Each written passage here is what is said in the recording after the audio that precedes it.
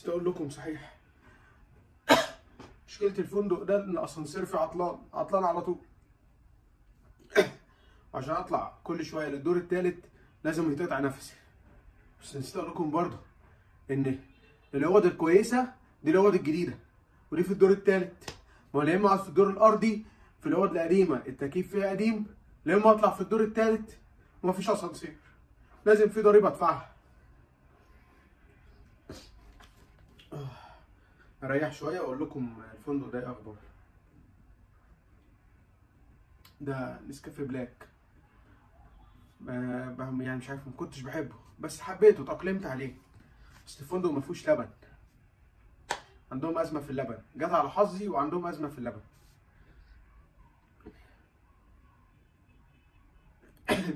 ريحنا، يلا بقول لكم الفندق ده ايه اخباره. بعد ما رحت فندق شمس سفاجة قلت اجي اقول لكم التقييم بتاعي للفندق، الغرف ايه اخبارها والشاطئ ايه اخباره والاكل ايه اخباره. لو مهتمين وتعرفوا اشتركوا في القناه واستنوا الفيديو اول ما ينزل يجي لكم على طول اشعار بيه. فندق شمس سفاجة فندق مصنف 4 نجوم، وهو فعلا يستاهل 4 نجوم. في شويه حاجات حلوه وشويه حاجات مش حلوه. تمام. الطريق في حدود 5 ل6 ساعات من القاهره. الاسعار متوسطه، يعني حاليا في حدود من 2200 لغايه ممكن 3200 على حسب الوقت اللي انت رايح فيه. يلا نشوف مميزات وعيوب الفندق ونرجع تاني. بصوا المره دي احنا هنعمل حاجه غير كل مره، واللي هي ايه؟ ليه احنا مش هنمسك كل حاجه ونقول دي حلوه ودي وحشه والغرف مش عارف ايه، لا احنا هنقول العيوب والمميزات. خلاص يلا ندخل مع بعض في المميزات الاول.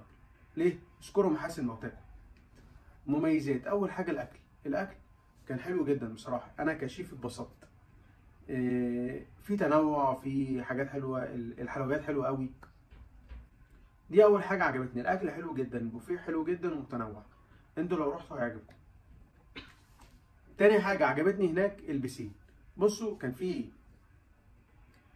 3 بسين، في منهم واحد حلو جدا، في واحد للاطفال، في اقوى حلوه جميله للاطفال، في واحد هادي خالص دوت للاسر، يعني في واحد اقوى للكبار، في واحد اقوى للاطفال، في واحد عادي اسر.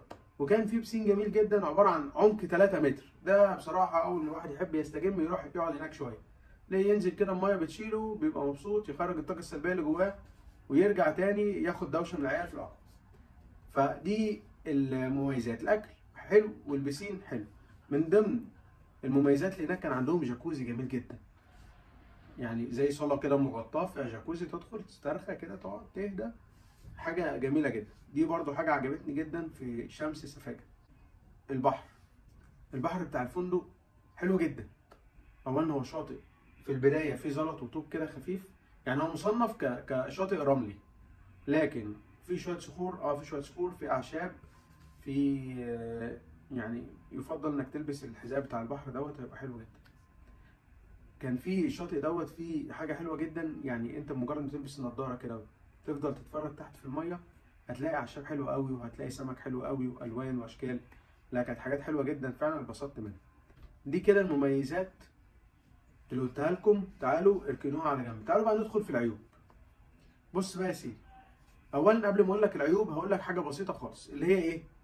في عيوب دايمه وفي عيوب مش دايمه. يعني ايه؟ يعني مثلا لو قلت لكم البسين مثلا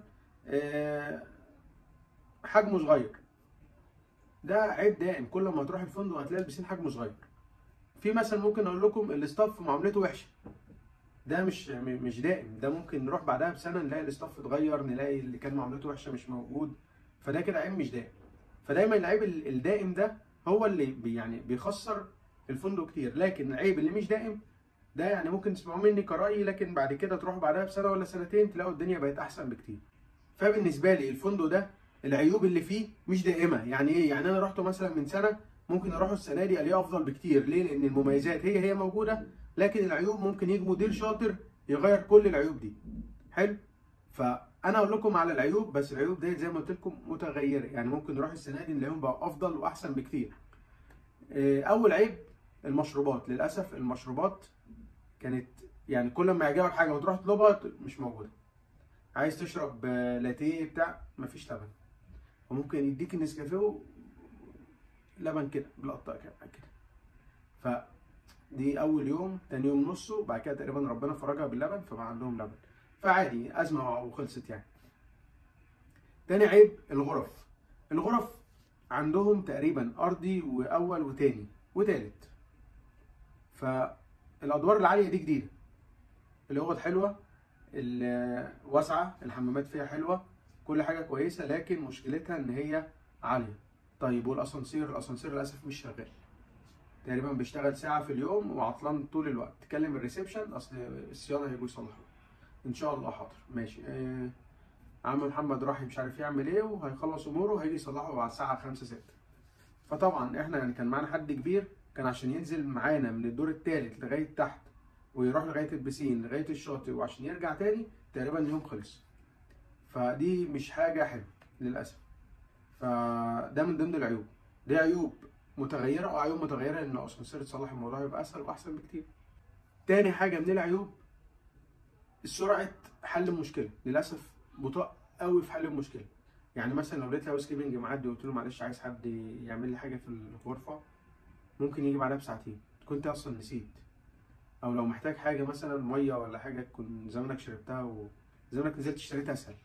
فما كانش فيه سرعه في حل المشكله خالص. كنا نكلم الهاوس كيبنج، كنا نكلم الريسبشن عشان مثلا مشكله الاسانسير، تمام، في حد يجي يعمل له صيانه.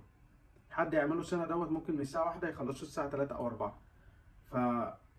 فممكن في يوم مثلا، لكن احنا على مدار الاربع ايام او الخمس ايام حصل المشاكل دي كانت متكرره.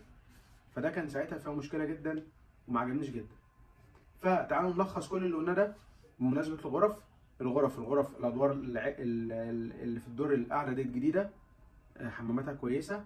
للاسف مش كل دوت بتشوف البسين او البحر، لا، والحاجه الوحيده اللي بتشوف البسين او البحر هو السلم زي ما انتم شايفين كده. يعني السلم فيه زي شباك كبير كده، هو دوت اللي بيشوف البحر والفيو فيه حلو.